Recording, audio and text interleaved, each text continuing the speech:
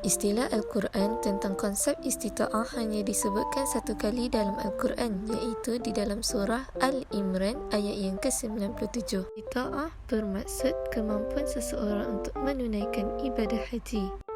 Yang pertama, kesihatan yang baik.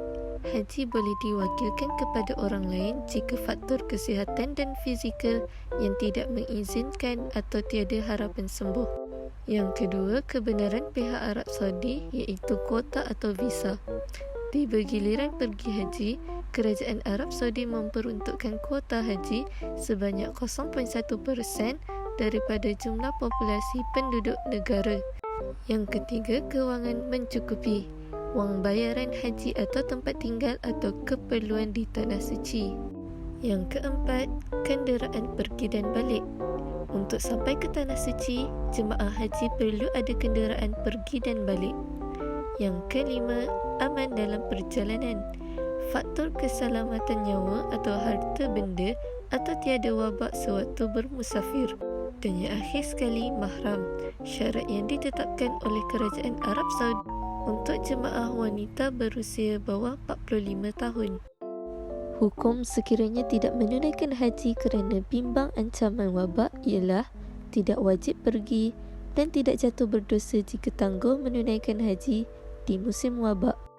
Haji dari segi istilah ialah menuju ke Baitullah pada waktu dan tempat-tempat tertentu untuk melaksanakan amalan-amalan ibadah yang telah ditentukan syariat Islam.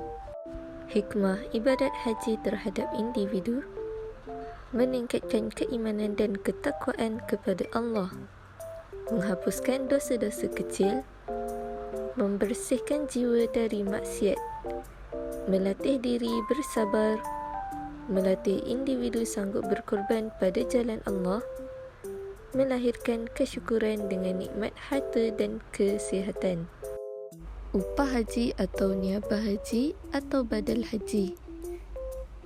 Upah haji bermaksud melakukan ibadat haji bagi orang lain.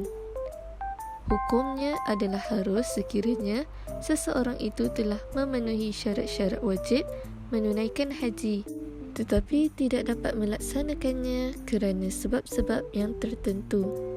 Hajinya boleh ditunaikan oleh waris atau orang lain yang memenuhi syarat-syarat yang tertentu. Antara syarat upah haji ialah sakit yang tiada harapan sembuh, tidak berakal dari segi mental, tidak mampu dari segi kewangan ketika masih hidup, telah meninggal dunia dan tidak berkesempatan untuk menunaikan haji. Apa itu rukun haji? Baiklah, rukun haji ialah pekerjaan yang mesti dilakukan oleh jemaah haji ketika mengerjakan haji. Jika tidak ditunaikan, haji seseorang mungkin tidak sah atau tidak sempurna atau tergantung dan masih tertakluk dengan larangan ihram. Rukun yang pertama ialah niat ihram haji. Yang kedua, niat di miqat. Yang ketiga, larangan ihram. Yang keempat, wukuf. Yang kelima, bermalam atau mabit di Muzdalifah. Yang keenam, melontar jamrah kubra pada 10 Zulhijjah. Yang ketujuh, bergunting atau bercukur. Yang ke-8, bermalam atau mabit di Mina 11, 12, 13 Zulhijjah. Yang ke-9, melontar ketiga-tiga jamrah pada 11, 12, 13 Zulhijjah. Yang ke-10, tawaf. Yang ke-11, sa'i. Yang ke-12, tertib pada kebanyakan rukun. Ketahuilah wajib haji ada 6. Wajib haji ialah pekerjaan yang wajib dilakukan ketika mengerjakan haji. Jika tidak mengerjakan salah satu daripadanya haji tersebut, tetap sah tetapi dikenakan dam menurut syarat-syaratnya dan menanggung dosa jika meninggalkan perkara tersebut dengan sengaja. Yang pertama, niat di miqat. Yang kedua, larangan ihram. Yang ketiga, bermalam atau mabit di Muzdalifah. Yang keempat, melontar jamratul kubra pada 10 Zulhijjah. Yang kelima, bermalam atau mabit di Mina 11, 12, 13 Zulhijjah.